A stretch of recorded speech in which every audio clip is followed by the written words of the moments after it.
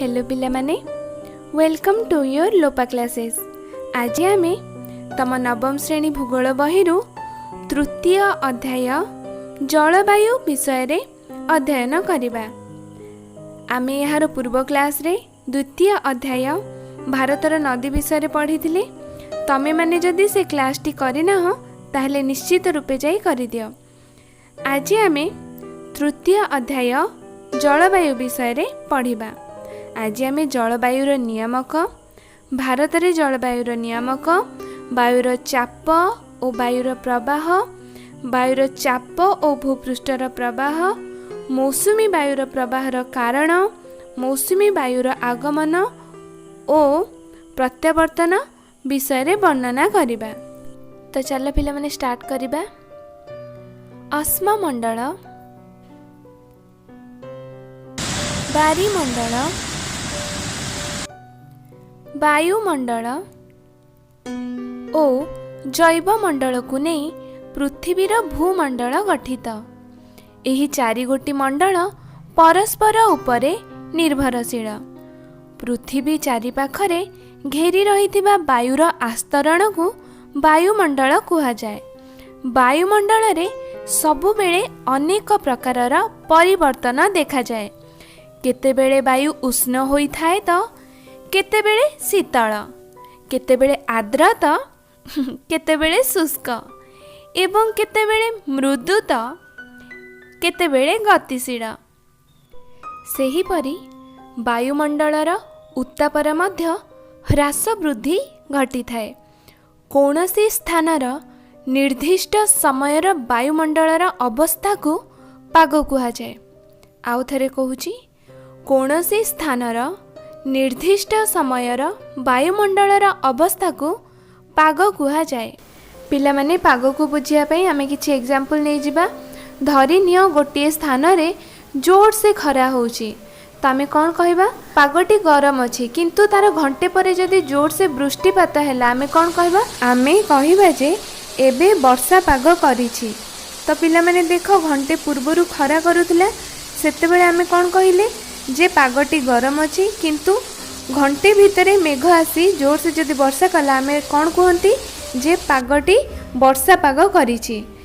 तो घंटे भितरे पाग बदली गला। तेणु करी कौनसी स्थानर निर्दिष्ट समयर वायुमंडलर अवस्था को पाग कुहा जाए। पिला माने तम मानंकु जदि मो क्लास टी भल लागुछि ताले निश्चित रूपे लाइक कर दबो। आउ जदि तमे चैनल रे नुआ अछ ताहले सब्सक्राइब कर दबो, काहे कि ना मु आगु को एमती चैप्टर वाइज तुमको पढ़ेबी आउ सब अनुशीलनी मध्य करिकि देबी। ता सहित आगु को मु नुआ विषय मध्य पढ़ेबी आउ सांग मानक सहित शेयर करबा पई भूलिबो नाही। आउ जदि तम मानकर मन रे कोनोसी डाउट रहउची ताहले तमे माने कमेंट सेक्शन रे पचारि पारिबो। तो पिला माने जलवायु एठी देखो, कौनसी स्थानर निर्दिष्ट समयर वायुमंडलर अवस्था को पाग कुहा जाए। पागर उदाहरण ऑलरेडी आमे नहीं सारी चंती, किंतु एठी आउ टिके बुझिबार अछि। कौनसी स्थानर निर्दिष्ट समयर वायुमंडलर अवस्था को की अवस्था को पिला माने एही अवस्था गुडी कहला वायुर उत्ताप, वायुर चाप, वायु प्रवाहर दिग, वेग, आर्द्रता और वृष्टिपात इत्यादि। तो पिला माने वायुर उत्ताप बढ़िले आमे कोन कहबा, जेतेबेले वायुर उत्ताप बढ़िया माने गरम लागिवो, तो आमे कहंती कोन गरम पाग करछि। जदि वृष्टिपात हैला ताहले आमे कोन कहंती वर्षा पाग करिछि, कहंती कि नहीं। तो कौनसी स्थानर निर्दिष्ट समयर वायुमंडलर अवस्था को पाग कुहा जाए। जदि वायुर उत्ताप रहिला ताहले कोन हबो गरम पाग, जदि वृष्टिपात हैला वर्षा पाग। तो बुझि पारला ई अवस्था गुडी को। आगु को पढ़िबा। गोटिए स्थानर पाग सब बेले स्थिर न थाए। जेपरिक धरिनियो एबे बहुत खरा होची, एबे आमे 3 घंटा परे कहि परिबानी जे सेतेबेले वर्षा होउथिबो कि खरा होउथिबो, काहे कि ना गोटिए स्थानर पाग सब बेले स्थिर न थाए, समय अनुसार परिवर्तित होई थाए।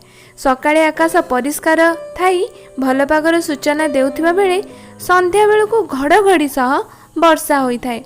अल्प समय मध्यरे खरा पाग वर्षा पागरे बदली जाए। तेणु निर्दिष्ट पागर स्थायित्व कम समय पाई रही थाए, किंतु जलवायु एटा सुन मन दे किंतु जलवायु बहु वर्षर अति कम 35 वर्ष हाराहारी पाग को बुझाई थाए।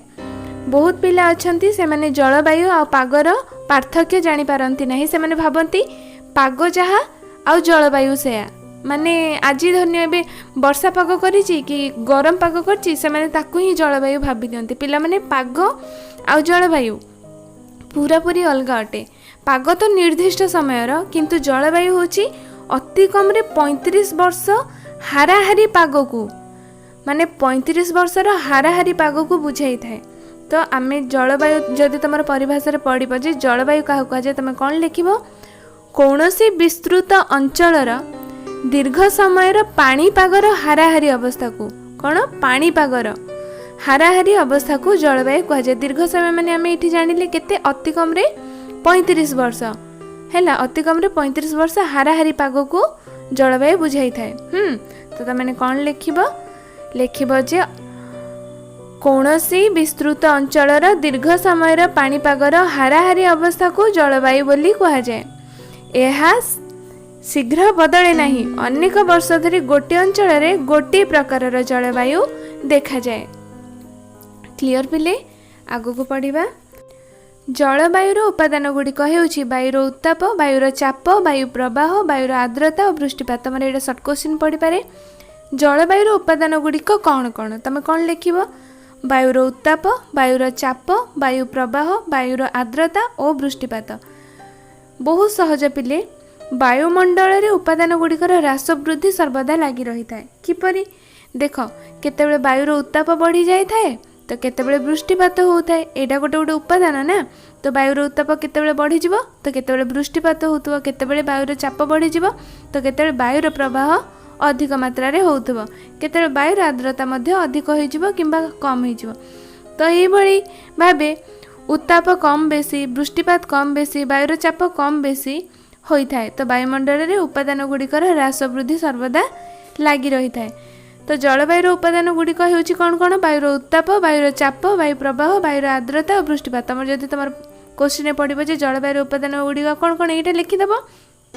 किंतु गोटे कथा मन रख, किंतु केते सप्ताह बा मास पाई एका प्रकार अवस्था गुड़िक देखा जाए। किंतु केते सप्ताह किंबा मास पाई एक प्रकार अवस्था देखा जाए, माने कंटिन्यूअसली। एठी देख तुम आ गोटे क्वेश्चन भी पढ़ी पारे जे वायुमंडल अवस्था गुड़िक कौन कौन। वायुमंडल अवस्था कौन, वायुर उत्ताप, वायुर चाप, वायु प्रवाह दिग बेग, आर्द्रता और वृष्टिपात। एटा है वायुमंडल अवस्था।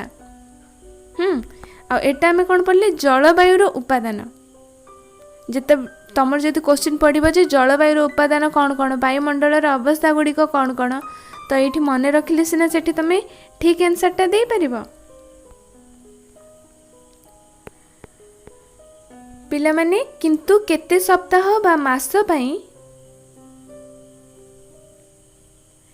एका प्रकार अवस्था गुड़िक देखा जाए, माने एका प्रकार। जेमिति कि आम ओडिसा रे गोटे उदाहरण नेबा, जून मे जून रे तमे देखिबा हमर एठी उत्ताप प्रबल मात्रा रे बढ़ी थाए कि नहीं, माने कंटिन्यूअसली गरम पूरा 2 मास पर्यंत थाए। तो सेटा से कहिछि कोन कहिछि जे केते सप्ताह बा मास पाई एका प्रकार अवस्था गुड़िक देखा जाए। जेपरि कि मे आ जून रे तुमको उदाहरण देली, माने एका प्रकार अवस्था माने उत्ताप पूरा कंटिन्यूअसली चली थाए कि नहीं 2 मास पर्यंत। तो एका प्रकार अवस्था गुड़िक देखा जाए। एक मास पई उत्ताप अधिक होता है किंबा कम होता है। वर्षार परिमाण मध्य कम और बेसी होता है। वायु प्रवाहर बेग मध्य कम बा अधिक होता है। जमती कि तुम जान अक्टोबर अधारू आम स्टार्ट हो जाए शीत दिन, नवेम्बर डिसेम्बर बेलू को जोर से ठंडा हुए कि नहीं, माने कंटिन्यूअसली ठंडाटा आम रही थाए। तो यही सब उपादान गुड़िकर स्थायित्व उपरे निर्भर करी गोटे वर्ष को केते गुड़े ऋतु रे विभक्त करा जायछि। जे एही सब जो उपादान गुड़िक अच्छी, वायुर उत्ताप हो, वायुर बेग हो, किंबा वृष्टिपात हो, यही सब उपादान गुड़िकर स्थायित्व माने कौन, स्थायी हेकि रहिबा, माने रहिबा कंटिन्यूअसली मासे पर्यंत ही रहिबा। तो यही सब उपादान गुड़िक स्थायित्व उपरे निर्भर करी गोटे वर्ष को केते गुड़ी ऋतु रे पिला माने विभक्त करा जाए। यथा ग्रीष्म ऋतु कहीं स्थायी हेकि रहे, उत्तापटा वर्षा ऋतु वर्षा स्थायी होकर रहे, शीत ऋतु स्थायी होकर रहे, शरत ऋतु, हेमंत ऋतु और बसंत ऋतु। बुझिपार सेहीपरि जलवायुर समानता दृष्टि पृथ्वी को केते गुडी अंचल विभक्त कराई। पृथ्वी को भारत में मुख्यतः मौसुमी जलवायु देखा जाए। पिला माने तो माने जानी थिबो हमर केउ जलवायु अनुभूत होइते, मौसुमी जलवायु। मौसुमी शब्दटी आरब देशर मौसम शब्दरू आसीछि, जार अर्थ हेउछि ऋतुकालीन वायु प्रवाह। मने रखिबो शॉर्ट क्वेश्चन एमिति आसे, मौसुमी शब्दटी आरब देशर मौसम शब्दरू आसी। आरब देशर मौसम शब्दरू जार अर्थ कौन पिला माने ऋतुकालीन वायु प्रवाह। यह ऋतुभेदरे वर्षक मध्य 6 मास पई एक निर्दिष्ट दिगरू प्रवाहित हैला बेले अन्य 6 मास तार विपरीत दिगरू प्रवाहित होता है। आम वर्षक केते मास 12 मास अछि, तो यह ऋतुभेदरे वर्षक मध्य 6 मास पई एक निर्दिष्ट दिगरू प्रवाहित होइथिला बेले अन्य 6 मास तार विपरीत दिगरू प्रवाहित होता है। तार विपरीत दिगरू कौन दिला आउथरे पढ़िबा। देख मु तुमको आगे ये मानचित्र कर दूसरी, तुम मैंने बुझीज।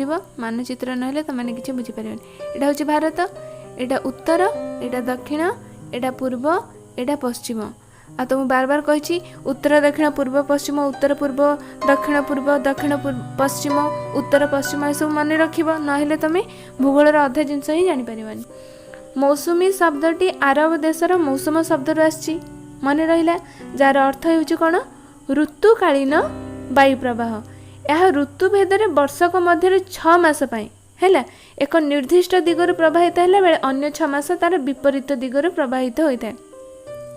यह ऋतुभेदरे वर्षक मध्य 6 मास एक निर्दिष्ट दिगरू उत्तर पटे हो, दक्षिण पटे हो, पूर्व पटे हो, पश्चिम पटे हो, ना उत्तर पूर्व पटे हो, दक्षिण पश्चिम पटे हो, जो पटे हो 6 मास पूरा निर्दिष्ट दिगरू वायु प्रवाहित होता है। पुणी आउ 6 मास तार विपरीत दिगरू प्रवाहित होता है। धरिनियो आमर भारत रे उत्तर पूर्व मौसुमी वायु, उत्तर यहाँ हूँ पूर्व, ताले उत्तर पूर्व यहाँ उत्तर पूर्वर मौसुमी वायु प्रवाहित हुए 6 मास पर्यंत हम।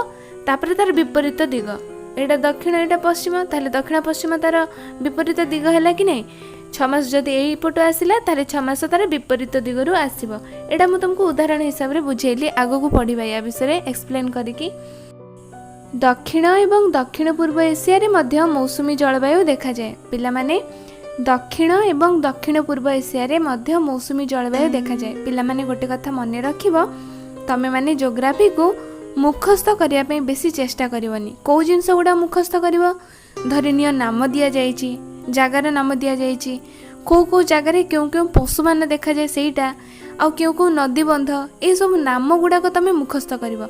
किंतु ये बुझा जिनस को जब तुम मुखस्थ कर ताले तुम परीक्षा रे तुमको जब टिके बुलेकी क्वेश्चन पकईदेला ताले तुम उत्तर कर नहीं। तेणुक सब बेले बुझापी चेष्टा कर। देख मु तुमको रीडिंग मारिकी पढ़ाऊँगी कि देख गोटे कथा मन रख, तमर बही ही क्वेश्चन आसब, बही ही क्वेश्चन आसब, बही बाहर क्वेश्चन आसब नहीं।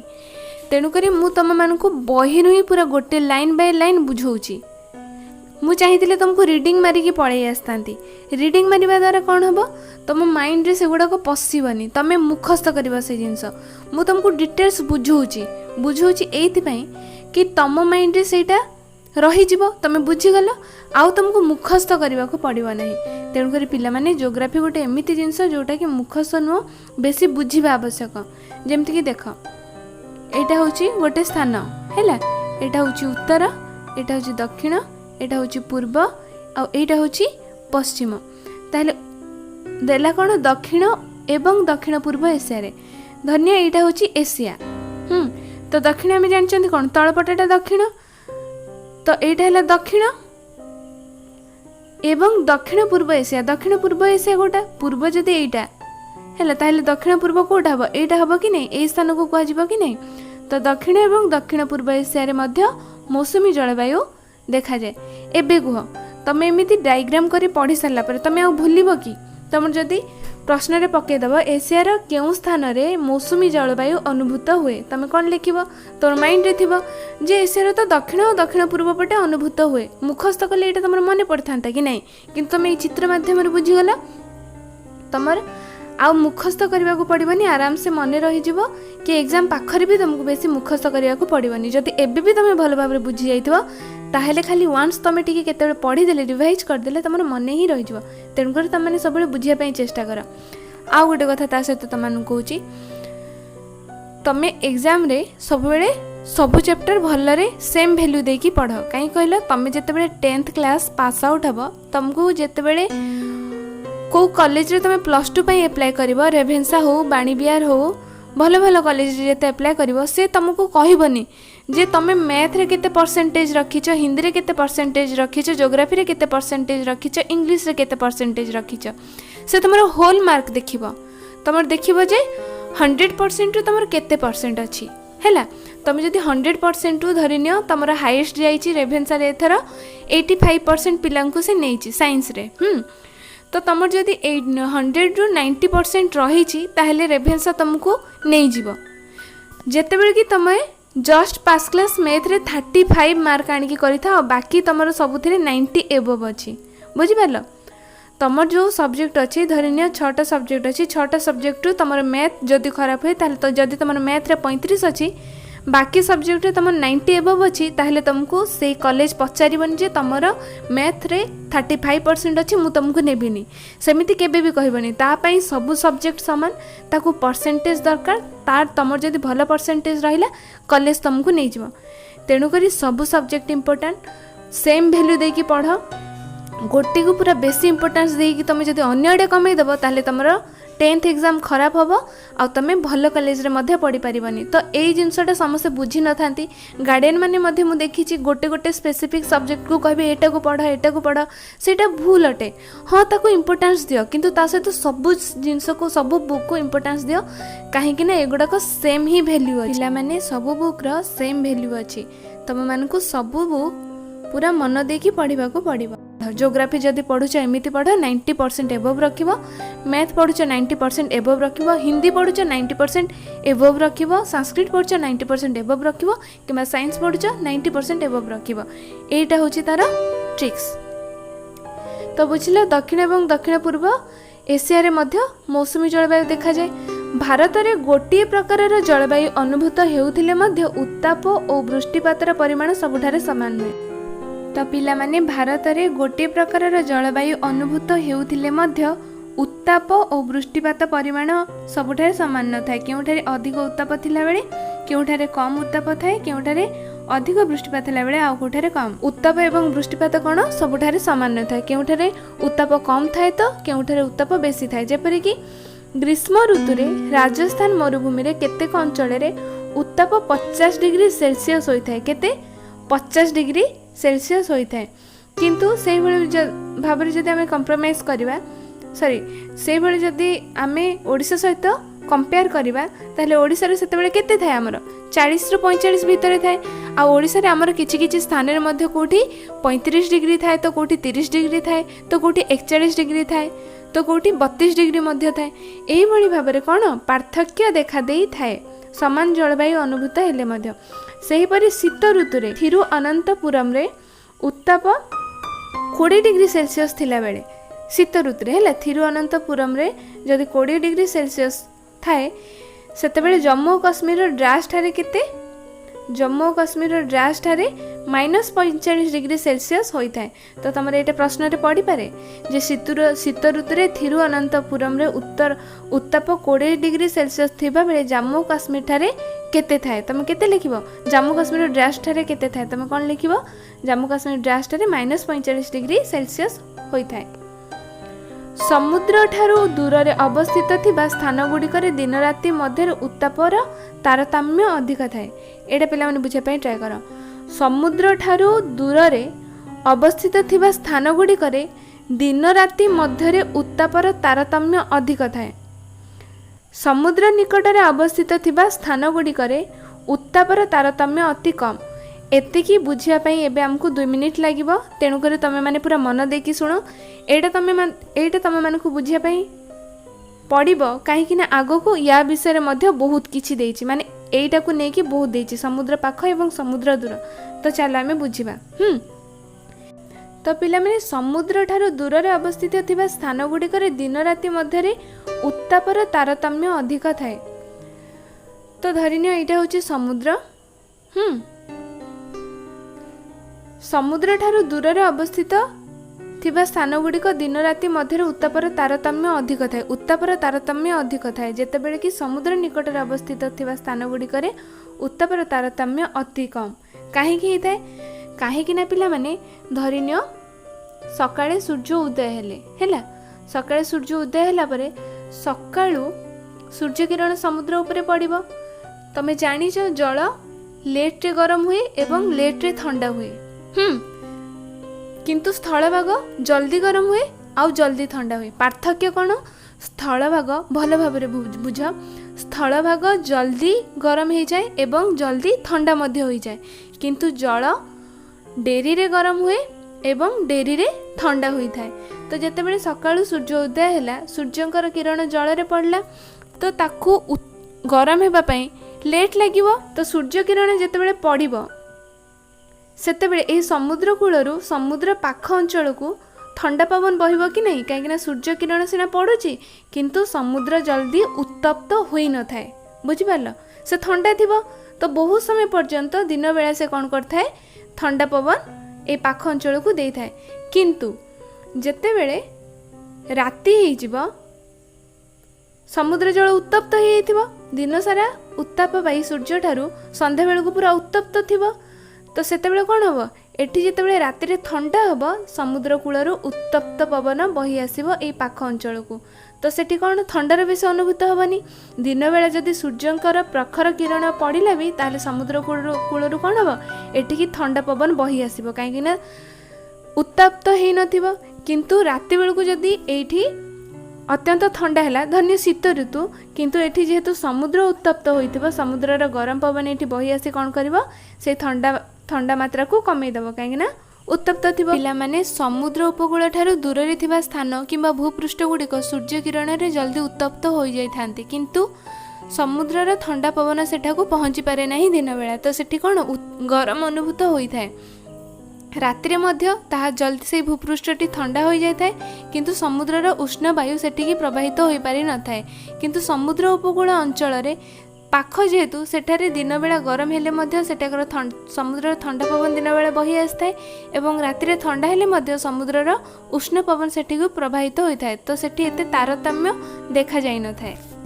जे समुद्र ठारू दूर रे अवस्थित थिबा स्थान गुडिकर दिन राति मध्य उत्तापर तारतम्य अधिक होता है किंतु समुद्र निकट रे अवस्थित स्थान गुडिकर उत्तापर तारतम्य अधिक होई न थाए। काहेना उत्तापर तारतम्य अधिक कहीं हेलानी कहीं दिन सूर्य किरण पड़ला पर मध्य सेठी कौन है सो जो ठंडा पवन आराम से बहिला और रात्रि जो अत्यधिक ठंडा भी है तो समुद्र आड़ कौन उत्तप्त पवन आसिकी से जलवायु को पूरा सेम करदेला। बुझिपार तो तार तारतम्य कम है अति कम। आगू पढ़ा थर मरुभूमिर पश्चिम अंचल अवस्थित जैसलमेर ठारे साधारणतः दिन में 50 डिग्री सेल्सियस उत्ताप थिबा बेले राति रे 15 डिग्री सेल्सियस थाए। अंडमान निकोबर द्वीपपुंज गुड़िकर दिन राति मध्य उत्तापर पार्थक्य 8 डिग्री सेल्सियस मध्य थाए। यहाँ बुझापी भलसे चेष्टा कर। फास्ट कथा होची पिला माने तमर कोठरी भितर जहाँ भी देई थाए सेटा पड़िबो एग्जाम रे तेणुकरी कोठरी भितर जहाँ भी देइछि ताको स्किप करबानी। एटा बहुत मजा पाठ। देख थर मरुभूमि राजस्थान थर मरुभूमि अच्छी तुम जान थर मरुभूमिर पश्चिम अंचल धन्य यहाँ थर मरुभूमि पश्चिम कोटा एपटा तो थर मरुभूमिर पश्चिम अंचल अवस्थित जैसलमेर ठारे साधारणतः दिन में केते 50 डिग्री सेल्सियस उत्ताप दिन में किंतु राति पूरा कमिकी केते हो जाए 15 डिग्री हो जाए केते हो जाए 15 डिग्री ताहले 50 रु 15 गला केते ताहले 35 डिग्री डिफरेंस रहिला केते 35 डिग्री डिफरेंस। किंतु अंडमान और निकोबर द्वीपपुंज गुड़िकर दिन राति मध्य उत्तापर पार्थक्य केते 8 डिग्री सेल्सियस मात्र केते 8 डिग्री सेल्सियस। तो 8 डिग्री आउ 35 डिग्री बुझी पारछ तो केते तारतम्य। तो से भाई आम ये जो बुझिले कौन बुझिले समुद्र निकट में अवस्थित थिबा स्थान गुड़िकर उत्तापर तारतम्य अति कम माने एठी जो दूर रे थिबा स्थान गुड़िकर उत्तापर तारतम्य अधिक थिबा जेपरी आम ये जो जैसलमेर एग्जाम्पलटा नेले दिन में 50 डिग्री हेले रात 15 डिग्री किंतु अंडमान निकोबर जेहेतु अंडमान निकोबर कहीं उत्तापर पार्थक्य कम है 8 डिग्री सेल्सियस कहीं तुम जान अंडमान निकोबर हूँ एक द्वीपपुंज ता समुद्र मध्य अच्छे आम कौन जानले जे समुद्र निकट में अवस्थित थिबा स्थान गुड़िकर उत्तापर तारतम्य अति कम। आगू पढ़ा भारत रे विभिन्न अंचल रे वर्षणर आकार प्रकार और परिमाण भिन्न भिन्न होइथाय पिला माने विभिन्न ऋतु रे विभिन्न स्थान रे वर्षा होइथाय एवं वर्षार परिमाण रे मध्य पार्थक्य परिलक्षित हुए। हिमालयर उच्च अंचल रे हिमालय केउठी अछि आम भारतर उत्तर रे अछि तो हिमालयर उच्च अंचल रे तुषार वृष्टि हेउथिबा बेले देशर अन्यान्य स्थान रे जलवृष्टि होइथाय। तो हिमालयर उच्च अंचल रे तुषार माने हिम बरफ वृष्टि हेउथिबा बेले देशर अन्यान्य अंचल रे कोन होइथाय जलवृष्टि होइथाय।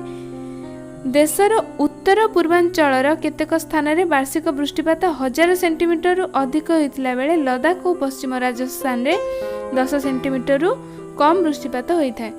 तुम्हें भाभी पार्छ देशर उत्तर पूर्वांचल केतेक स्थान रे हेले केउ जगह भारतर कहि दोछि नॉर्मल सब बेले भारत को माइंड रखी जेमिति कि मु कहली कि देशर उत्तर पूर्वांचल रे माने एटा हला उत्तर एटा पूर्व माइंड एठी ही नहीं आसीबो एही स्थान को। तो देशर उत्तर पूर्वांचल केतेक स्थान रे वार्षिक वृष्टिपात 1000 सेंटीमीटर अधिक एटी केते 1000 सेंटीमीटर अधिक हेउदिला बेले लद्दाख पश्चिम राजस्थान केते 10 सेंटीमीटर कम वृष्टिपात होइथाय। एटी कोन 10 सेंटीमीटर कम वृष्टिपात होइथाय।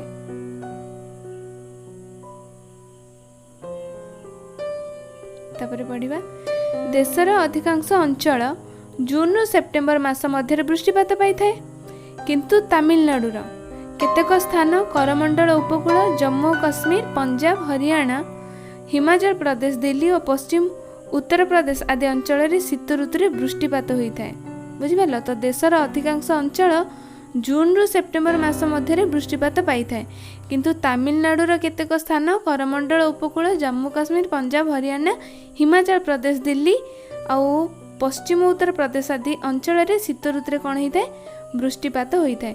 ए ना गुडाक तमे मुखस्थ करिवो एटा मुखस्थ जिंस किंतु बुझिबा जिंस जदि मुखस्थ करिवो ताले तमे किछि पारिबनी।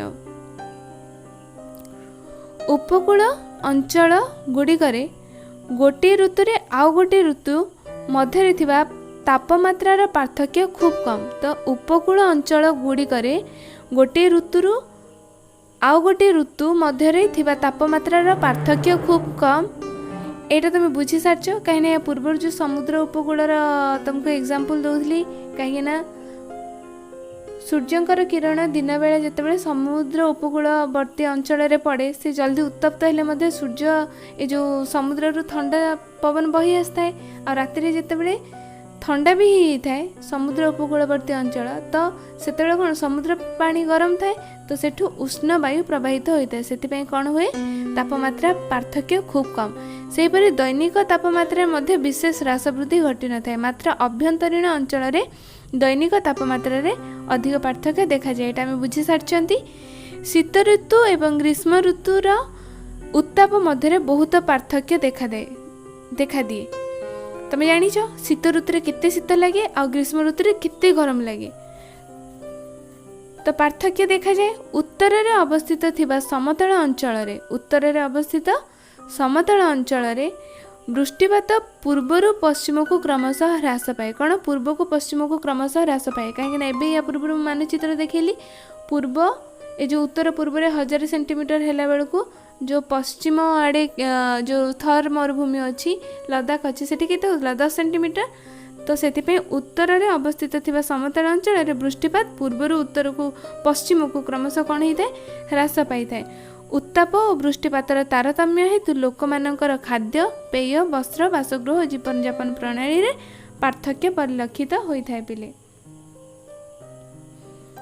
राजस्थान घर गुड़िक समतल छात थिबा बेले କେରଳରେ ଘରଗୁଡ଼ିକର ଛାତ ଗଡ଼ାଣିଆ ହୋଇଥାଏ।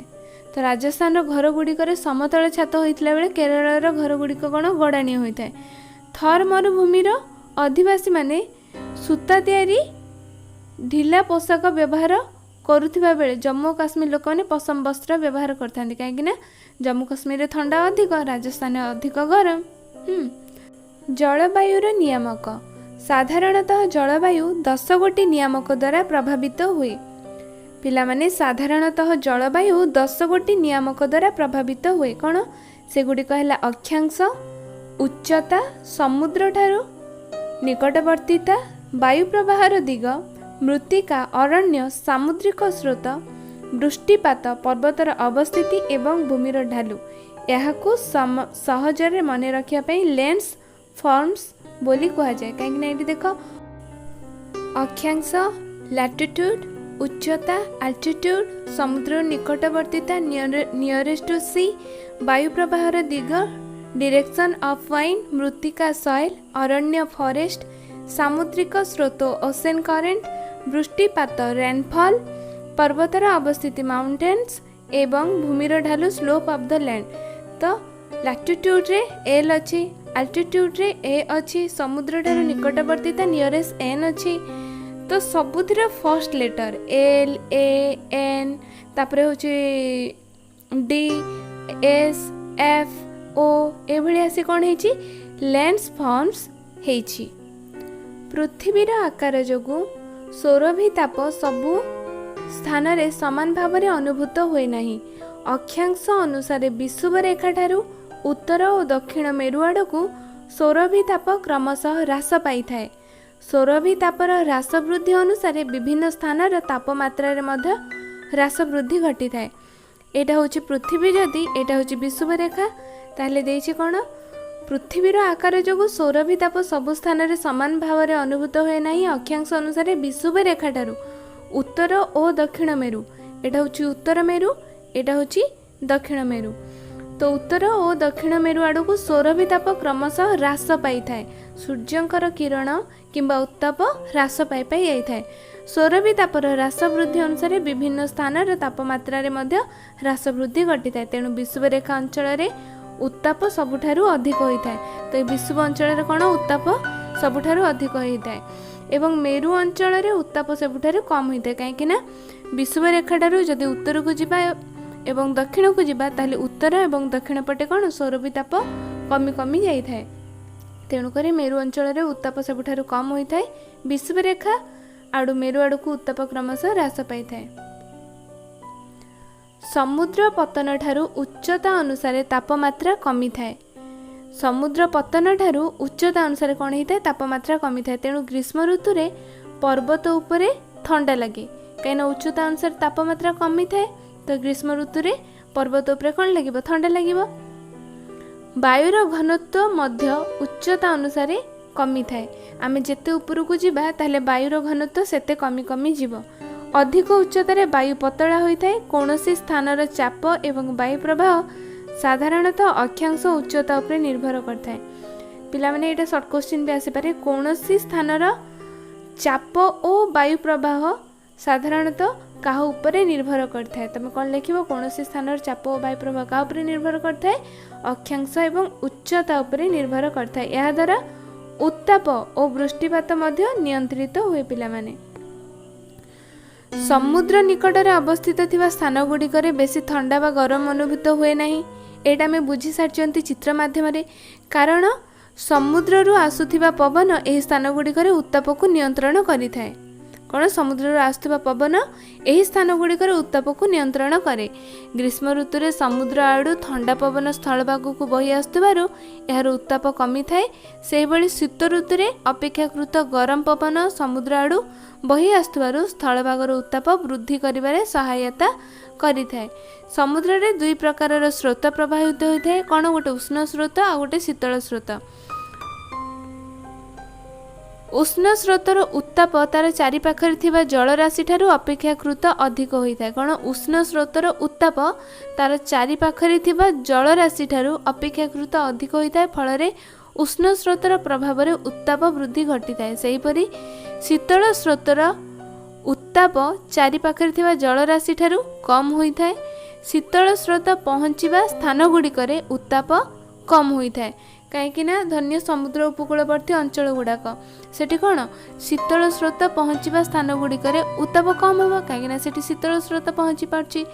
सामुद्रिक स्रोत द्वारा जलवायु नियंत्रित होता है बुझिपार नियम ये जो तुम नियामक नहीं तुमको देखिए दूची एबे आमे पढ़िले कि नहीं नियामक गुड़ाक गोटे है अक्षांश गोटे है उच्चता गोटे है समुद्र ठारू निकटवर्तीता। अक्षांश उच्चता तो आमे पढ़िले एबे जोटा आमे पढ़ुचंती समुद्र ठारू निकटवर्तीता कहीं आमे कौन पढ़ुचंती साधारणतः जलवायु 10 गोटी नियामक द्वारा प्रभावित हुए तो आमे से जो प्रभावित हुए जो 10टा नियामक सेटा को गोटी गोटी करी पढ़ुचंती। तो उष्ण स्रोतर उत्ताप तार चारिपाखरे थिबा जलराशि ठारू अपेक्षाकृत अधिक होता है फल उष्ण स्रोतर प्रभाव में उत्ताप वृद्धि घटी थाए। सेहीपरि शीतल स्रोतर उत्ताप चारिपाखरे थिबा जलराशि ठारू कम होता है। शीतल स्रोत पहुँचवा स्थान गुड़िकरे उत्ताप कम होता है। सामुद्रिक स्रोत द्वारा जलवायु नियंत्रित होता है। पढ़ी समुद्र ठारू दूर में अवस्थित थिबा स्थान गुड़िकरे जलवायु उपरे सामुद्रिक पवन बा स्रोतर कौनसी नियंत्रण न थाए पहुँची पारे नहीं फल यह स्थान गुड़िकरे महादेशीय जलवायु देखा जाए। कौन महादेशीय जलवायु दो महादेशीय जलवायु केउठारे देखा जाए तुम कौन लिख समुद्र ठारू दूर में अवस्थित थिबा स्थान गुड़िकरे महादेशीय जलवायु देखा जाए। एठारे दिन राति मध्यरे तापमात्रा एवं ग्रीष्म ऋतु और शीत ऋतु मध्य थिबा तापमात्रा रे तारतम्य अधिक थाए पिला माने ग्रीष्म ऋतु अत्यधिक शीत हम राति है खरा ग्रीष्म ऋतु रे मध्य अत्यधिक खरा हम तारतम्य बहुत अधिक देखा जाए दिन राति मध्य है जेपरी कि आम या पूर्व एग्जाम्पल नहीं ये जो थर और मरुभूमि रे किभली भावे तारतम्य देखा जाउथिला। आगु पढ़िबा भू प्रकृति द्वारा मध्य जलवायु नियंत्रित होता है। तो नियामक भू प्रकृति मध्य अच्छी तो तमर एभली भी प्रश्न पकईदब तुम जो नियामक गुड़िक अच्छी नियामक हिसाब रे प्रश्न पकईदब तो भू प्रकृति द्वारा मध्य जलवायु नियंत्रित होता है। तुम पकईदब भू प्रकृति द्वारा मध्य जलवायु किपरि नियंत्रित होता है। भू प्रकृति द्वारा मध्य जलवायु किपरि नियंत्रित होता है तो किपरि उच्च पर्वत गुड़िक शीतल और उष्ण वायुर गतिपथरे प्रतिबंधक सृष्टि करिथांती। कौन उच्च पर्वत गुड़िक शीतल बा उष्ण वायुर गतिपथरे धन्य शीतल वायु आछि किंबा उष्ण वायु आछि गतिपथरे कौन प्रतिबंधक होता है। प्रतिबंधक माने तो सामने रे ठिया होइथांती ताको बाधा सृष्टि करथांती पवन एपटे आसला बाडे होबो कि नहीं ए पर्वत उपरे तो प्रतिबंधक सृष्टि करथांती फल उष्ण वायु बा शीतल वायु ताकू अतिक्रम करी पर्वतर अपर पार्श्व को जाई पारे नहीं जो प्रतिबंधक सृष्टि करिथांती तेणुकरी फल उष्ण वायु बा शीतल वायु ताकू अतिक्रम करी पर्वतर अपर पार्श्व को पछपटू आउ जाई पारंती नहीं।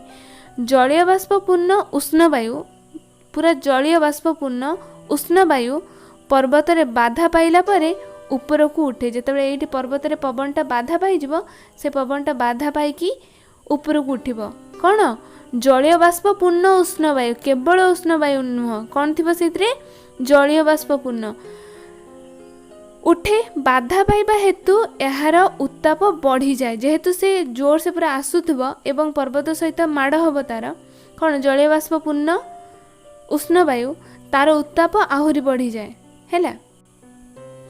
यह संप्रसारित होई पर्वतर प्रतिबात पार्श्व वर्षा देई थाए। पर्वतर अपर पार्श्व बा अनुबात पार्श्व वृष्टिपातर परिमाण कमी जाए कारण वायु रे जलीय बाष्प कम थाए। तो पिला माने कौन जानल यह संप्रसारित होई पर्वतर प्रतिबात पार्श्व वर्षा देई थाए। पर्वतर अपर पार्श्व बा अनुबात पार्श्व वृष्टिपातर परिमाण कमी जाए कहीं वायु रे जलीय बाष्प कम थाए। एबे आसीबो मृत्तिका जो जलवायुर नियामक मृत्तिका पर पुणी अरण्यर बढ़िबा। तो देखो मृत्तिका गाढ़ रंगर मृत्तिका गुड़िक सूर्यंकर उत्ताप को खूब शीघ्र ग्रहण करिथांती बुझिल। तेणुकरी खरा दिन रे कहंतीनी गरम दिन रे जे कला कपड़ा पिंधिबा कथा नुह कहीं ताहा बेसी गरम देई थाए तो गाढ़ रंगर मृत्तिका गुड़िक सूर्यंकर उत्ताप को खूब शीघ्र ग्रहण करिथांती, फଳରେ एमाने खूब शीघ्र गरम होइथांती। खूब शीघ्र ग्रहण करिबे माने शीघ्र भी गरम होई जिवे कि नहीं। कला माटी और लाल माटी थिबा स्थान गुड़िकरे दिन बेला एही कारण जोगु अधिक उत्ताप अनुभूत हुए। जेहेतु कला माटी और लाल माटी गाढ़ रंगर मृत्तिका, तो सूर्यंकर किरण से माने कौन सूर्यंकर उत्ताप को खूब शीघ्र ग्रहण करथांती। तो सही स्थान गुड़िकरे जोटी कला माटी और लाल माटी थाए दिन बेला एही कारण जोगु अत्यधिक उत्ताप अनुभूत होइथाए। तो तापरे थिला को नियामक देख, मृत्तिका बारे थिला अरण्य, अरण्य रे पढ़िबा। उद्भिद वर्ग को जलवायुर दर्पण बोली कहा जाए। कौन? उद्भिद वर्ग को जलवायुर दर्पण बोली कहा जाए। उद्भिदर पत्र पृष्ठरु जल उत्सेदन होई एहा फଳରେ वायुमंडलर आर्द्रता वृद्धि पाई थाए। उद्भिद वायुर उत्ताप को परिमित मध्य करि थाए। तो पिला माने उद्भिद वर्ग को जलवायुर दर्पण बोली कहा जाए। तमर प्रश्न रे पड़िबो जे उद्भिद वर्ग को नहीं काहा को जलवायुर दर्पण बोली कहा जाए पड़िबो। तुम कौन लिखिबो? उद्भिद वर्ग को जलवायुर दर्पण बोली कहा जाए। उद्भिदर पत्र भूपृष्ठरु जल उत्सेदन होता है। उत्सेदन प्रक्रिया तुम पढ़िदिबो तम साइंस बुक रे। एहा फଳରେ वायुमंडलर आर्द्रता वृद्धि पाई थाए। तो उत्सेदन प्रक्रिया माध्यम कौन होता है? वायुमंडलर आर्द्रता रे वृद्धि पाई थाए। उद्भिद वायुर उत्ताप को परिमित मध्य करि थाए। बहुल वृष्टिपात अंचल रे आर्द्र जलवायु देखा जाउथबा बेले कम वृष्टि पाउथबा अंचल रे शुष्क जलवायु देखा जाए। जोठारे बहुत वृष्टिपात होता है बहुल वृष्टिपात अंचल रे आर्द्र जलवायु देखा जाए। बुझिपाल? आर्द्र माने कौन? ओदाड़िया, ओदाड़िया जलवायु देखा जाउथबा बेले कम वृष्टि पाउथबा अंचल जोठारे कम वृष्टि होता है कम वृष्टि पाउथबा अंचल रे शुष्क जलवायु देखा जाए। एबे हम पढ़िबा भारतर जलवायु नियामक। कोठियार? भारतर जलवायु नियामक। कर्कट क्रांति भारतर मध्य भाग रे पश्चिम रे रान ऑफ कच्छ ठारू पूर्व रे मिजोराम दी जाइछि। कौन? कर्कट क्रांति भारतर मध्य भाग रे जाइछि। तमे जानिछ 9th रे पढ़िथिबो भारतर अवस्थिति विषय रे सेइथिरे दिया जाइथिला। तो कर्कट क्रांति भारतर मध्य भाग रे पश्चिम रे रान ऑफ कच्छ ठारू पूर्व रे मिजोराम दे जाइछि। बुझि पारलो? तेणु कर्कट क्रांतिर दक्षिण को अवस्थित स्थान गुड़िक अधिक परिमाणर आलोक और उत्ताप पाई थांती। धन्य। एटा होची भारत। तो देला कौन? कर्कट क्रांति भारतर मध्य भाग रे पश्चिम रे रान ऑफ कच्छ ठारू पूर्व रे मिजोराम दे रान ऑफ कच्छ ठारू पूर्व रे मिजोराम दे की जाइछि। हैला मिजोराम दे जाइछि। तेणु कर्कट क्रांतिर दक्षिण को एटा जदि कर्कट क्रांति होय तार दक्षिण को कोटा एई पटेटा उत्तर होची उपरटा। तो तार दक्षिण को अवस्थित स्थान गुड़िक कौन? अधिक परिमाण आलोक और उत्ताप पाई थांती। क्रांतीय बलय रे अवस्थित थिबारु सही स्थान गुड़िकरे क्रांतीय जलवायु अनुभूत हुए। जेहेतु कर्कट क्रांति जाइछि तो क्रांतीय अंचल रे किबा क्रांतीय बलय रे अवस्थित थिबारु सही स्थान गुड़िकरे क्रांतीय जलवायु अनुभूत हुए। बुझि पारिलो? कर्कट क्रांति उत्तर रे थिबा स्थान गुड़िक उपक्रांतीय मंडल रे अवस्थित थिबारु कम परिमाणर आलोक और उत्ताप पाई थांती। फଳରେ सेठारे उपक्रांतीय जलवायुर गुण गुड़िक अनुभूत हुए। देख ये दुईटा कंपेयर करदेबा तुम मानक पई सुविधा हबो। या भितर आमे पढ़िबा हैला। देला कौन? कर्कट क्रांति भारतर मध्य भाग रे पश्चिम रे रान ऑफ कच्छ ठारू पूर्व रे मिजोराम दे जाइछि कर्कट क्रांति। तेणु कर्कट क्रांतिर दक्षिण को एबे जो चित्र माध्यम बुझेली कर्कट क्रांतिर धन्य भारत। ताहले एटा कर्कट क्रांतिर दक्षिण को अवस्थित स्थान गुड़िक अधिक परिमाण आलोक उत्ताप पाई थांती। क्रांतीय बल रे अवस्थित थिबारु एठी कर्कट क्रांति जाइछि एठी विश्व रेखा जाइछि तमे जानिछ। तो क्रांतीय बल रे अवस्थित थिबारु सही स्थान गुड़िकर कौन? क्रांतीय जलवायु अनुभूत होय। जेहेतु क्रांतीय बलय रछि कर्कट क्रांतिर उत्तर रे माने एठी कर्कट क्रांतिर उत्तर रे भारत रे थिबा स्थान गुड़िक उपक्रांतीय मंडल अवस्थित। क्यों क्रांतीय? उपक्रांतीय मंडल अवस्थित। ये कौन? क्रांतीय वलय अवस्थित। जो कर्कट क्रांतिर दक्षिण हूँ क्रांतीय वलय, बुझिपाल। किंतु कर्कट क्रांतिर उत्तर को आम भारत कथा ही पढ़ुंट है। मु पूरा दक्षिण कथा कहूनी पृथ्वीर, मु भारत कथा कहूँ। थिबा स्थान गुड़िक उपक्रांतीय कर्कट क्रांति उत्तर थिबा स्थान गुड़िक माने भारत सीमा पर्यंत आम पढ़ुंट। कर्कट क्रांति उत्तर थिबा स्थान गुड़िक उपक्रांतीय मंडल अवस्थित, बुझिपाल। जो कर्कट क्रांति उत्तर थिबा स्थान गुड़िक जो स्थान गुड़िक अच्छी उपक्रांतीय मंडल अवस्थित थिबारु कम परिमाण आलोक उत्ताप पाई थांती, फल सेठारे उपक्रांतीय जलवायु गुण गुड़िक अनुभूत हुए। तो भारत मध्य कर्कट क्रांति जाइए, तो उत्तर पटे क्यों जलवायु अनुभूत हुए देले तुम कौन लिख? उपक्रांतीय मंडल अवस्थित थिबारु उपक्रांतीय जलवायु अनुभूत होता है। उपक्रांतीय जलवायु अनुभूत होता है। एवं दक्षिण को क्यों जलवायु अनुभूत होता है? क्रांतीय बलय अवस्थित थिबारु क्रांतीय जलवायु अनुभूत होता है। लिखिब आगो पढ़िबा। भारतर उत्तर रे हिमालय पर्वत अवस्थित। तो भारतर उत्तर रे कौन अवस्थित? हिमालय पर्वत अवस्थित। यार हाराहारी उच्चता होची 6000 मीटर। एशियार मध्य भागरु प्रवाहित होता शीतल जलवायु हिमालय द्वारा बाधा प्राप्त होता है। तो पिला माने भारतर उत्तर रे हिमालय अवस्थित, किंतु एशियार दक्षिण पार्श्व भारत अवस्थित।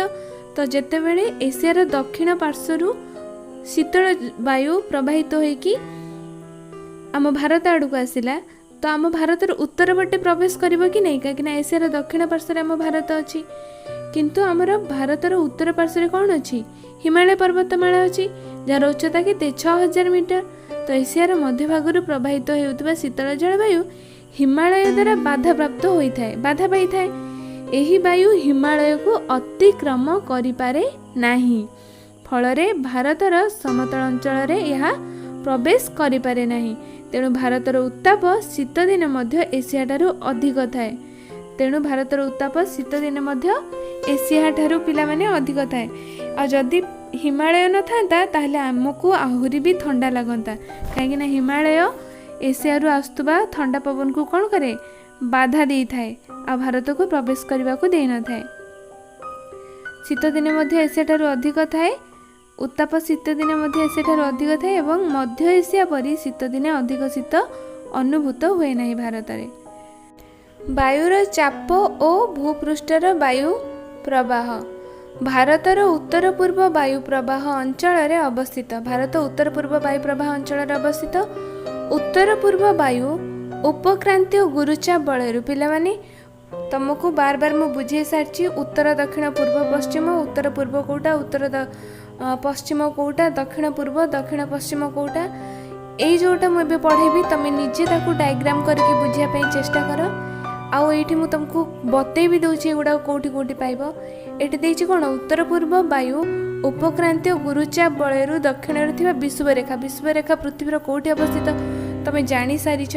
ता सहित उपक्रांतीय गुरुचाप बलय एवं जो या पूर्वर आम पढ़िले उपक्रांतीय जो कर्कट क्रांति जाइए दक्षिण को उपक्रांति नहीं सॉरी दक्षिण माने से कर्कट क्रांतिर उत्तर को उपक्रांतीय मंडल।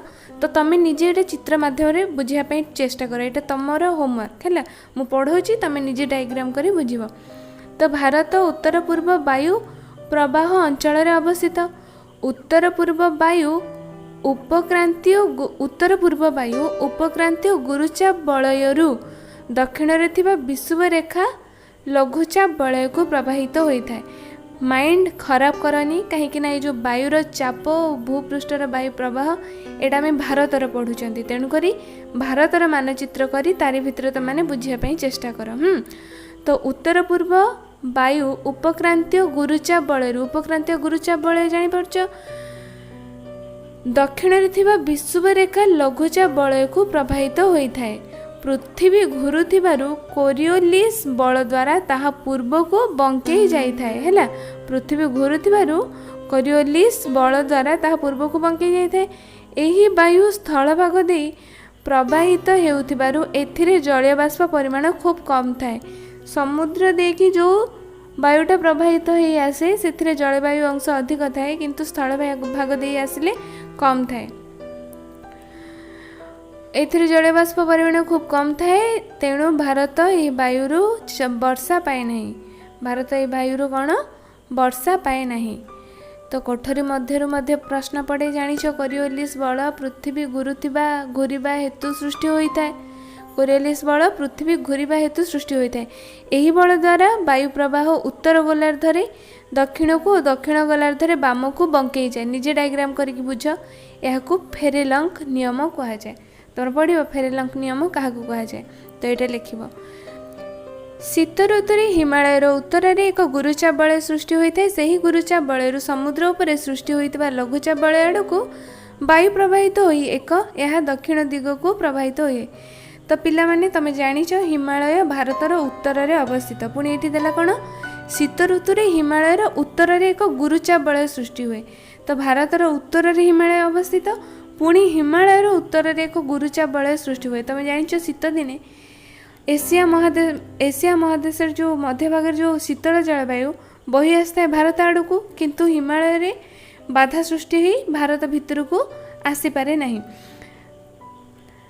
तो सेठी उत्तर में एक गुरुचाप बलय सृष्टि होता है। से ही गुरुचाप बलय समुद्र उपर सृष्टि होता लघुचाप बलय आड़ को वायु प्रवाहित होता है। पिले यह दक्षिण दिग को प्रवाहित हुए। ग्रीष्म ऋतु रे उत्तर पश्चिम भारत चित्र कर दूची। ग्रीष्म ऋतु रे उत्तर पश्चिम भारत कोटा एटा उत्तर पश्चिम भारत एवं अभ्यंतरीण एशिया उपरे लघुचाप सृष्टि हुए हैला। सेही कारणरू वायु विपरीत दिगरु प्रवाहित हुए। दक्षिण रे भारत महासागर तमे जानिछ जे आमर ए जो विषुवरेखा 0 डिग्री आम भारत 8 डिग्री 4 मिनिट आरंभ समाख्य रेखा कथा मुझे कहूँ आरंभ आपर दक्षिण भारत महासागर गुरुचाप बलय। तो ये जो भारत अच्छी भारतर दक्षिण को कौन अच्छी दक्षिण महासागर अच्छी। तो दक्षिण रे भारत महासागर गुरुचाप बलय दक्षिण पूर्व दिगरु दक्षिण को पट तलपट एपटे दक्षिण आ पूर्व होचे एपटे दक्षिण पूर्व दिगरु वायु प्रवाहित हो विषुव रेखा को अतिक्रम करि थाए हैला।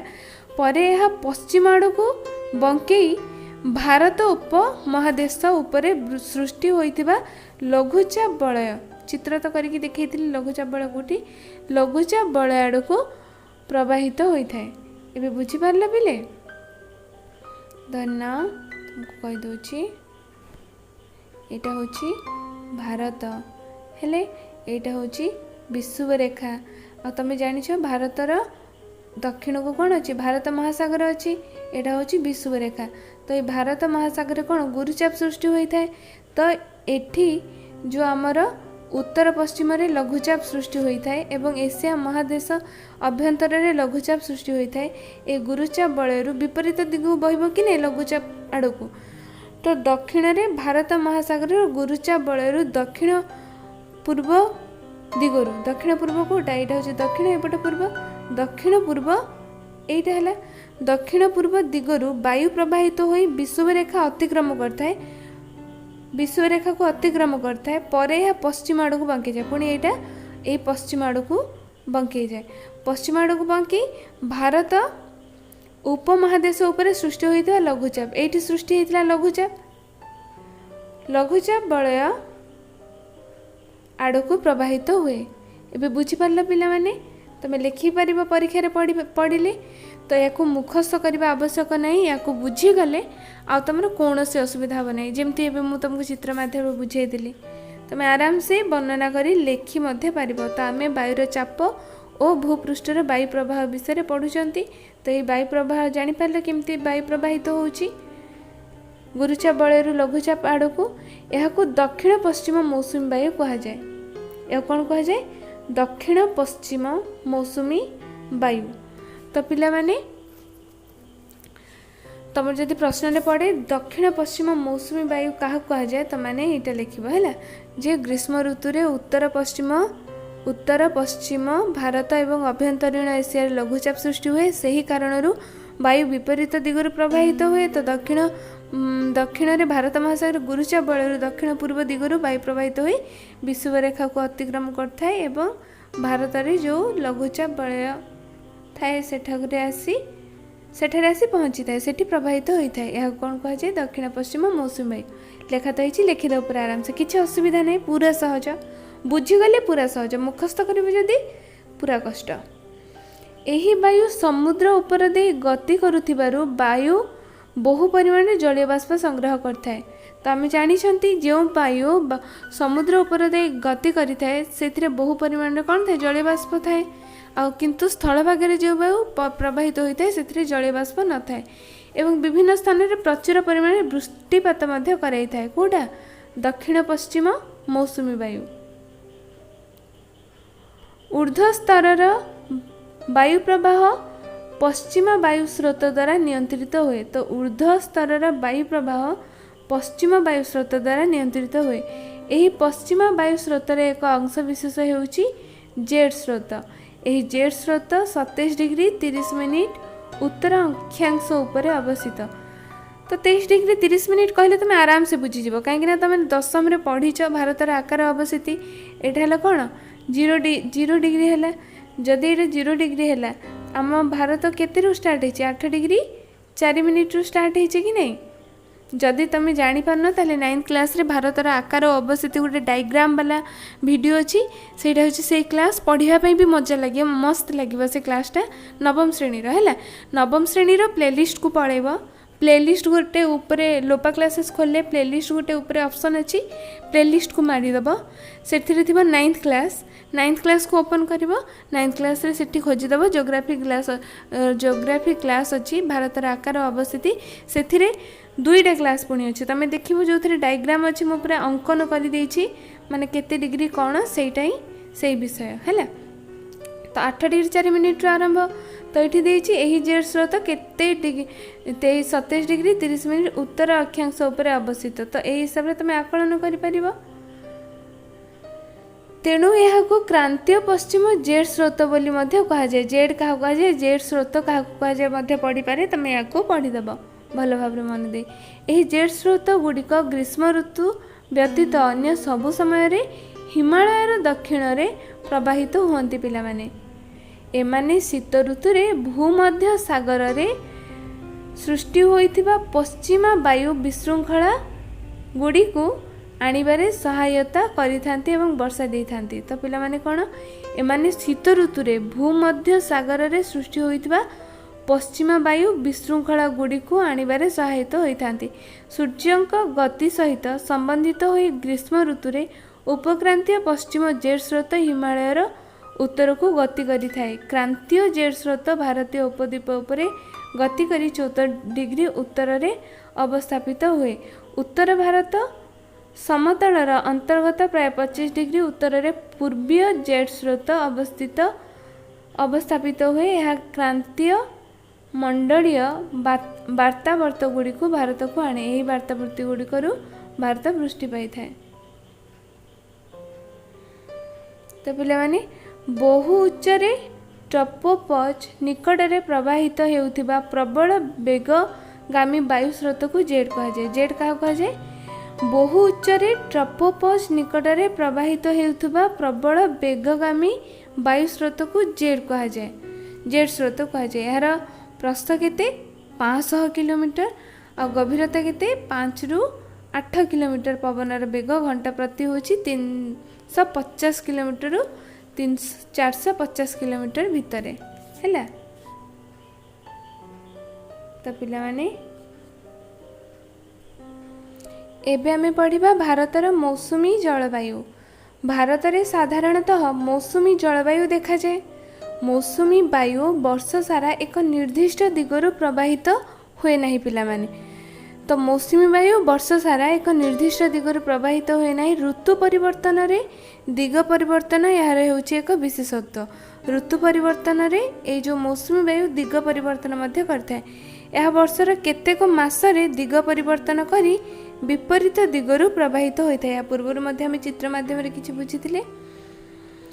यह वर्षर केतेक मासरे दिग परिवर्तन करी विपरीत दिगरु प्रवाहित होइथाय। साधारणतः ସାଧାରଣତଃ ଆରବ ଦେଶରୁ ବାଣିଜ୍ୟ କରିବାକୁ ଆସୁଥିବା ନାବିକମାନେ ବାୟୁ ପ୍ରବାହର ଦିଗ ଉପରେ ନିର୍ଭର କରି ବୋଇତ ଚାଳନା କରୁଥିଲେ। ବିପରୀତ ଦିଗରୁ ପ୍ରବାହିତ ମୌସୁମୀ ବାୟୁ ସେମାନଙ୍କୁ ସହଜରେ ବୋଇତ ଚଳାଇ ଫେରିବା ସମୟରେ ସହାୟତା କରୁଥିଲା। ତେଣୁ ପ୍ରଥମ କରି ସେମାନେ ବିପରୀତ ଦିଗ ପରିବର୍ତ୍ତନକାରୀ ବାୟୁର ନାମ ମୌସୁମୀ ବାୟୁ ବୋଲି ରଖିଲେ। ବୁଝିପାରିଲ ତ? କ'ଣ ବିପରୀତ ଦିଗରୁ ପ୍ରବାହିତ ମୌସୁମୀ ବାୟୁ ସେମାନଙ୍କୁ ସହଜରେ ବୋଇତ ଚଳାଇ ଫେରିବା ସମୟରେ ସହାୟତା କରୁଥିଲା। ତେଣୁ ପ୍ରଥମ କରି ସେମାନେ ବିପରୀତ ଦିଗ ପରିବର୍ତ୍ତନକାରୀ ବାୟୁର ନାମ କ'ଣ ରଖିଲେ? ମୌସୁମୀ ବାୟୁ ରଖିଲେ। ସାଧାରଣତଃ ମୌସୁମୀ ବାୟୁ କ୍ରାନ୍ତୀୟ ବଳୟରେ 20 ଡିଗ୍ରୀ ଉତ୍ତରରୁ 20 ଡିଗ୍ରୀ ଦକ୍ଷିଣ ଅକ୍ଷାଂଶ ମଧ୍ୟରେ ପ୍ରବାହିତ ହୋଇଥାଏ। ତ ମୌସୁମୀ ବାୟୁର ପ୍ରବାହର କାରଣ ଗୁଡ଼ିକ କ'ଣ କ'ଣ? ଯେଉଁ ମୌସୁମୀ ବାୟୁ ପ୍ରବାହିତ ହୋଇଥାଏ ତାର କାରଣ ଗୁଡ଼ିକ କ'ଣ କ'ଣ ଜାଣିବା। ଜଳ ଓ ସ୍ଥଳ ଭାଗର ଉତ୍ତାପ ଗ୍ରହଣ ଓ ବିକିରଣର ଅସମାନତା ବା ଗରମ ଓ ଥଣ୍ଡା ହେବାର ସମୟର ପାର୍ଥକ୍ୟ। ତ ପିଲାମାନେ ଏହା ବିଷୟରେ ଆମେ ବର୍ଣ୍ଣନା କରିଥିଲେ ଯେ ସୂର୍ଯ୍ୟଙ୍କର କିରଣ କ'ଣ ଭୂପୃଷ୍ଠ ଆଗ ଗରମ ହୋଇଥାଏ, ତାପରେ ଜଳଭାଗ ପରେ ଗରମ ହୋଇଥାଏ କିମ୍ବା ଉତ୍ତପ୍ତ ହୋଇଥାଏ। ସେହି ବିଷୟରେ ବର୍ଣ୍ଣନା କରିବା। ସ୍ଥଳଭାଗ ପରିବହନ ପ୍ରକ୍ରିୟାରେ ଗରମ ହୋଇଥାଏ। ମାଟି କଣିକା ଗୁଡ଼ିକ ଚଳନଶୀଳ ନ ହୋଇଥିବାରୁ ସ୍ଥଳଭାଗର କେବଳ ଉପରି ଭାଗ ଉତ୍ତାପ ଗ୍ରହଣ କରିଥାଏ। କ'ଣ? ସ୍ଥଳଭାଗ ପରିବହନ ପ୍ରକ୍ରିୟାରେ ଗରମ ହୋଇଥାଏ। ମାଟି କଣିକା ଗୁଡ଼ିକ ଚଳନଶୀଳ ହୋଇନଥିବାରୁ ଜଳ ଯେପରି ମାନେ ଲହଡ଼ି ଦ୍ୱାରା ଏମିତି ହେଇକି ଭାସୁଛି, ସେମିତି କ'ଣ ମାଟି ଭାସୁଛି କି? ଭାସୁନି। ତ ମାଟି କଣିକା ଗୁଡ଼ିକ ଚଳନଶୀଳ ହୋଇନଥିବାରୁ ସ୍ଥଳଭାଗର କେବଳ ଉପରି ଭାଗ ଉତ୍ତାପ ଗ୍ରହଣ କରିଥାଏ। କିନ୍ତୁ ଜଳ କ'ଣ? ଜଳ ସ୍ତରରେ ଯେଉଁ ସମୁଦ୍ର ଜଳ ଲହଡ଼ି ଖେଳିବ, ଉପର ହେବ, ତଳ ଉପର ହେବେ କି ନାହିଁ? ତ ସେଥିପାଇଁ ଜଳଭାଗଟା ଉତ୍ତପ୍ତ ହେବା ପାଇଁ ଲେଟ୍ ହେଇଥାଏ। ଉପରି ଭାଗ ତେଣୁକରି ସ୍ଥଳଭାଗର ଉପରି ଭାଗ କ'ଣ ହେଇଥାଏ? କେବଳ ଉତ୍ତାପ ଗ୍ରହଣ କରିଥାଏ। ଫଳରେ ଏହା ବହୁ ଶୀଘ୍ର ଗରମ ହୋଇଥାଏ। ଅଧିକ ଉତ୍ତାପ ହେତୁ ସ୍ଥଳଭାଗ ଉପରେ ଲଘୁଚାପ ସୃଷ୍ଟି ହୁଏ। ସାଙ୍ଗେ ସାଙ୍ଗେ ଲଘୁଚାପ ସୃଷ୍ଟି ହେବ କି ନାହିଁ ଯଦି ଅଧିକ ଉତ୍ତାପ ହେବ? ଜଳଭାଗ ପରିଚାଳନ ପ୍ରକ୍ରିୟାରେ ଗରମ ହୋଇଥାଏ। ମାନେ କ'ଣ? ଯେଉଁ ସମୁଦ୍ରର ଜଳ ସେ କ'ଣ ମାନେ ପରିଚାଳନ ପ୍ରକ୍ରିୟା ମାନେ ମୁଁ ତୁମକୁ ବର୍ଣ୍ଣନା କରିପାରୁନି। ମାନେ କ'ଣ ପରିଚାଳନା କରୁଛି ନା ଜଳ? ମାନେ ଲହଡ଼ି ଖେଳୁଛି, ଭାଙ୍ଗୁଛି, ପୁରା ମିଶୁଛି, ଜଳ ପୁରା ମିଶୁଛି। ଆମର କ'ଣ ଧନ୍ୟ ଏଇଠି ତୁମକୁ ବୁଝାଉଛି, ଏଇଟା ସ୍ଥଳଭାଗ ଧନ୍ୟ। ଏଇଠି ସୂର୍ଯ୍ୟଙ୍କର କିରଣ ପଡ଼ିଲା ମାନେ କେବଳ ଏତିକିରେ ପଡ଼ିବ। ଏଇଟା କ'ଣ ମାଟି ଗୁଡ଼ାକ ଉପର ତଳ ହେବ କି? ହେବନି। କିନ୍ତୁ ଜଳ ଉପରେ ଯେ ସୂର୍ଯ୍ୟଙ୍କର କିରଣ ପଡ଼ିଲା, କିନ୍ତୁ ଯେଉଁ ପାଣି ଉପରେ ପଡ଼ିଥିବ ସେ ପୁଣି ଲହଡ଼ି ଖେଳିକି ତଳକୁ ପଳାଇବ, ପୁଣି ତଳ ପାଣି ଉପରକୁ ପଳାଇ ଆସିବ। ବୁଝିପାରିଲ ତ? ସେଇଭଳି ତ ଫଳରେ ନା ଅଧିକ ଉତ୍ତାପ ହେତୁ ସ୍ଥଳଭାଗ ଉପରେ ଲଘୁଚାପ ସୃଷ୍ଟି ହୁଏ। ଜଳଭାଗ ପରିଚାଳନା ପ୍ରକ୍ରିୟାରେ ଗରମ ହୋଇଥାଏ। ଜଳର 3ଟି ଅବସ୍ଥା ଥିବାରୁ ଏହା ଚଳନଶୀଳ। ଉତ୍ତାପ ହେତୁ ଜଳ ଜଳୀୟ ବାଷ୍ପରେ ପରିଣତ ହୁଏ। ହେଲା, ଅଧିକ ଗରମ ହେଲେ କ'ଣ ଜଳ ଜଳୀୟ ବାଷ୍ପରେ ପରିଣତ ହେବ। ପ୍ରଥମ ସ୍ତର ଉତ୍ତପ୍ତ ହେଲା ପରେ ଦ୍ୱିତୀୟ ସ୍ତରଟି ଉତ୍ତପ୍ତ ହୁଏ। ତ ଜଳରେ ପ୍ରଥମ ସ୍ତର ଉତ୍ତପ୍ତ ହେଲା ପରେ ଦ୍ୱିତୀୟ ସ୍ତରଟି ଉତ୍ତପ୍ତ ହେବ। ଏହିପରି ବହୁ ପରିମାଣର ଜଳ ଗରମ ହେଉଥିବାରୁ ଜଳଭାଗ ଗରମ ହେବାକୁ ସ୍ଥଳଭାଗ ଅପେକ୍ଷା 2 ଗୁଣ ଅଧିକ ସମୟ ନେଇଥାଏ ପିଲେ ଜଳଭାଗକୁ। ଫଳରେ ଜଳଭାଗ ସ୍ଥଳଭାଗ ଠାରୁ ଅପେକ୍ଷାକୃତ ଥଣ୍ଡା ଥାଏ ଦିନବେଳା ଏବଂ ଏହା ଉପରେ ଗୁରୁଚାପ ସୃଷ୍ଟି ହୋଇଥାଏ। କାହିଁକିନା ଉତ୍ତପ୍ତ ହୋଇନଥାଏ, 3ଟା ସ୍ତର ଗରମ ହେବା ପାଇଁ ତାକୁ ବହୁତ ଟାଇମ୍ ଲାଗିଯାଏ। ଗୁରୁଚାପରୁ ଲଘୁଚାପ ଆଡ଼କୁ ବାୟୁ ପ୍ରବାହିତ ହୁଏ। ତାପରେ ଯେଉଁ ଗୁରୁଚାପ ସ୍ଥଳଭାଗରେ ସୃଷ୍ଟି ହୋଇଥିବ ସେଠି କ'ଣ ଗୁରୁଚାପରୁ ଲଘୁଚାପ ଆଡ଼କୁ ବାୟୁ ପ୍ରବାହିତ ହୁଏ। ମାନେ ଲଘୁଚାପ ଯେଉଁ ସ୍ଥଳଭାଗରେ ସୃଷ୍ଟି ହୋଇଥିବ, ଗୁରୁଚାପ ଆଡ଼ୁ ଲଘୁଚାପ ଆଡ଼କୁ କ'ଣ ହୁଏ? ବାୟୁ ପ୍ରବାହିତ ହୁଏ। ତ ଗ୍ରୀଷ୍ମ କାଳରେ ଜଳଭାଗରୁ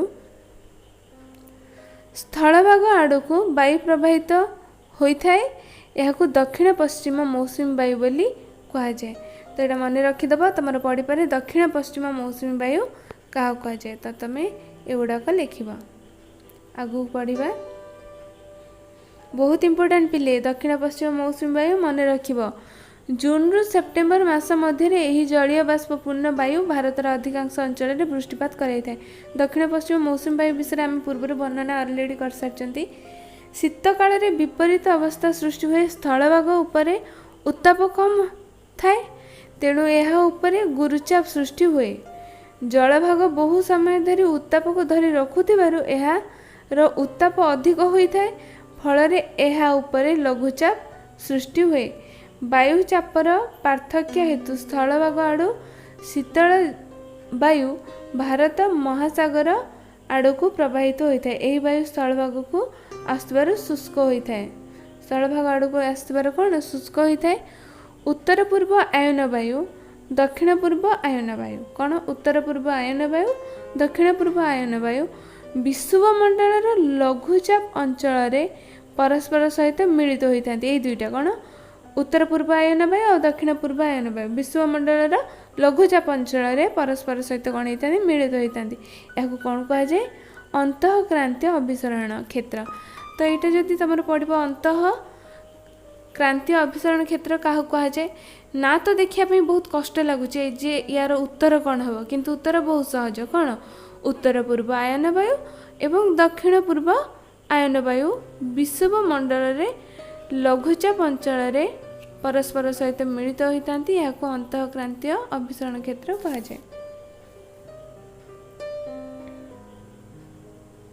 सूर्यंकर उत्तरायण गति समय अंतःक्रांतीय अभिसरण क्षेत्र उत्तर आड़ को अपसरित हुए। पिला सूर्यंकर उत्तरायण गति समय ग्रीष्म ऋतु विषुवरेखार प्राय 25 डिग्री। ग्रीष्म ऋतु विषुवरेखा तो तुम जानच, विषुवरेखार प्राय 25 डिग्री उत्तर में गंगा समतल अंचल उपरे थाए। यह मौसुमी अवमान कह जाए। तुम जदि पढ़ मौसुमी अवमान क्या कह जाए तुम यहाँ लिख। तापरे माडागास्कर पूर्वरे गुरुचाप बलय पाखापाखि 20 डिग्री दक्षिण अक्षांश भारत महासागर उपरे थाए। यार अवस्थिति और घनत्व भारतर मौसुमी जलवायु को प्रभावित करिथाए। पिलामाने तापरे भारतर उत्तर में अवस्थित थिबा तिब्बत मालभूमि, भारतर उत्तर में अवस्थित थिबा तिब्बत मालभूमि ग्रीष्म काल में अधिक उत्तप्त हेबा फल शक्तिशाली उल्लंब वायुस्रोत सृष्टि हुए। तो उत्तर भारतर उत्तर में अवस्थित थिबा तिब्बत मालभूमि ग्रीष्म काल में अधिक उत्तप्त हेबा फल शक्तिशाली उल्लंब वायुस्रोत सृष्टि करिथाए। मन रखिबो एगुड़ाक पढ़िब जे शक्तिशाली उल्लंब वायुस्रोत केउठारे सृष्टि होता है। लिखिब ए देख भारत ए सब प्लेस ना सब देइछि हैला। समुद्र पतनर 9 किलोमीटर उपरे एक लघुचाप बलय मध्य सृष्टि होता है। कौन समुद्र पतनर 9 किलोमीटर उपरे एक लघुचाप बलय मध्य सृष्टि होता है। पश्चिम जेट स्रोत हिमालयर उत्तर को निजर स्थान परिवर्तन करता है। कौन पश्चिम जेट स्रोत हिमालयर उत्तर को निजर स्थान परिवर्तन करता है।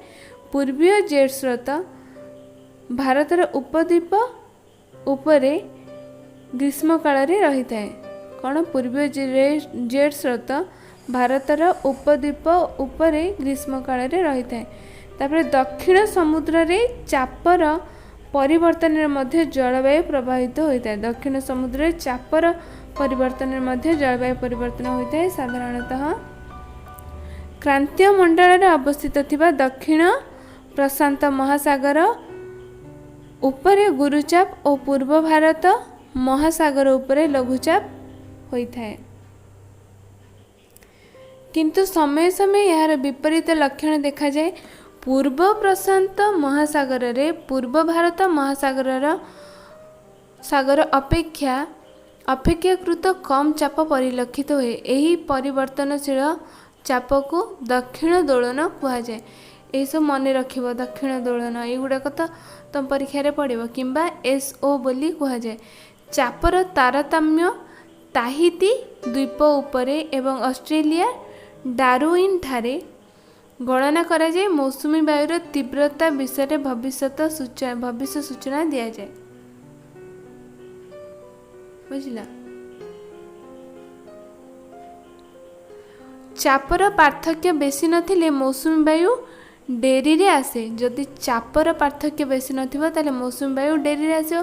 वृष्टिपातर परिमाण साधारणतः आकलन वृष्टिपातर परिमाण ठारू कम हेबार सूचना मिले। चाप परिवर्तन पई एलनिनो उष्ण स्रोत दायी बोली जना पड़ी। तो पिलाने चापर परिवर्तन पई एलनिनो उष्ण स्रोत। दक्षिण अमेरिकार पेरू उपकूल कौन दक्षिण अमेरिकार पेरू उपकूल साधारणतः पेरू शीतल स्रोत प्रवाहित होता है, किंतु प्रत्येक 2 वर्षरु 5 वर्ष मध्य पेरू शीतल स्रोत बदल एलनिनो उष्ण स्रोत पेरू उपकूल प्रवाहित होता है। तो पिला माने हमें कौन जानले जे चाप परिवर्तन पई एलनिनो उष्ण स्रोत दायी। दक्षिण अमेरिकार पेरू उपकूल साधारणतः पेरू शीतल स्रोत प्रवाहित होता है, किंतु प्रत्येक 2 वर्षरु 5 वर्ष मध्य पेरू शीतल स्रोत बदल एलनिनो उष्ण स्रोत पेरू उपकूल प्रवाहित होता है। तो पिला माने दक्षिण अमेरिकार पेरू उपकूल साधारणतः पेरू शीतल स्रोत प्रवाहित होता है, शीतल स्रोत, किंतु प्रत्येक 2 वर्षरु 5 वर्ष मध्य पेरू शीतल स्रोत बदल एलनिनो उष्ण स्रोत पेरू उपकूल प्रवाहित होता है। तो एलनिनो स्रोत सहित चापर तारतम्य जड़ित थिबारु एहाकु एलनिनो दोलन मध्य कहा जाए। तो कोठरे मध्य कौन अच्छी एलनिनो क्या कहा जाए?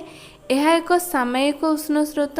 यह अस्थायी भाव पेरू उपकूल पेरू शीतल स्रोत जगार प्रवाहित होता है। स्पेनीय भाषा रे यह शब्दर अर्थ है शिशु। यह ख्रीष्ट मासरे प्रवाहित होउथिबारु एहाकु कौन कहा जाए? शिशु ख्रीष्ट बोली नामित करा जायछि।